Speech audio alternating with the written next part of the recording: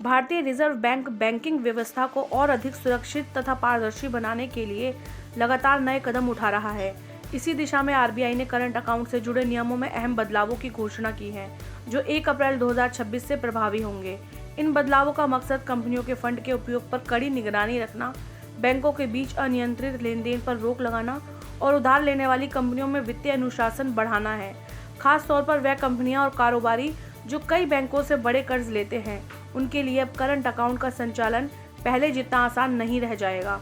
अब सवाल उठता है कि आरबीआई ने करंट अकाउंट नियम क्यों बदले? तो आरबीआई ने ऐसा इसलिए किया क्योंकि कई कंपनियां कई बैंकों में करंट अकाउंट खोलकर पैसों को इधर उधर करती हैं। नए नियम फंड मूवमेंट पर नजर रखेंगे और पारदर्शिता बढ़ाएंगे।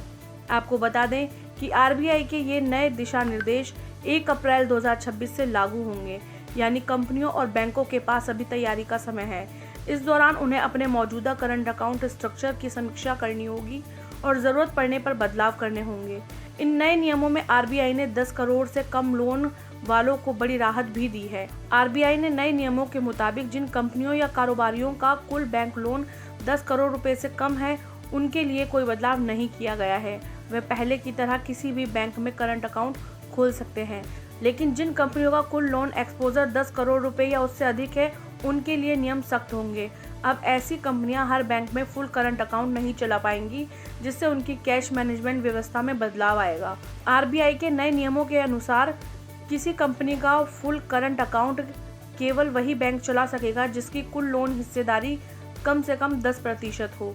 जिन बैंकों की हिस्सेदारी 10% से कम होगी, वे सिर्फ कलेक्शन अकाउंट खोल सकेंगे। ऐसे अकाउंट में कंपनी केवल पैसे जमा कर पाएगी, लेकिन निकासी संभव नहीं होगी। इन खातों पर चेकबुक, डेबिट कार्ड, कैश या ऑनलाइन ट्रांसफर की सुविधा भी नहीं मिलेगी। यहाँ कलेक्शन अकाउंट का मकसद केवल फंड इकट्ठा करना होगा।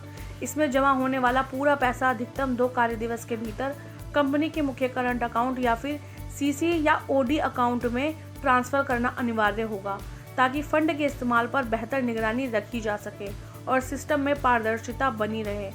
आइए जानते हैं कि इन नए नियमों में किन अकाउंट्स को मिलेगी छूट।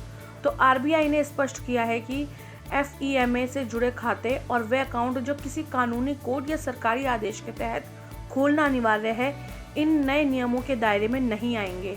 इसके अलावा कुछ खास बैंकिंग प्रोडक्ट्स के लिए सीमित रिसीविंग अकाउंट की अनुमति दी जा सकती है।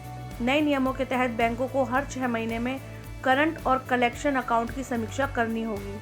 अगर किसी तरह का नियम उल्लंघन सामने आता है, तो बैंक को 1 महीने के भीतर ग्राहक को नोटिस देना होगा। इसके बाद 3 महीने के अंदर पैच। इसके बाद 3 महीने के अंदर उस अकाउंट को बंद करना या कलेक्शन अकाउंट में बदलना जरूरी होगा।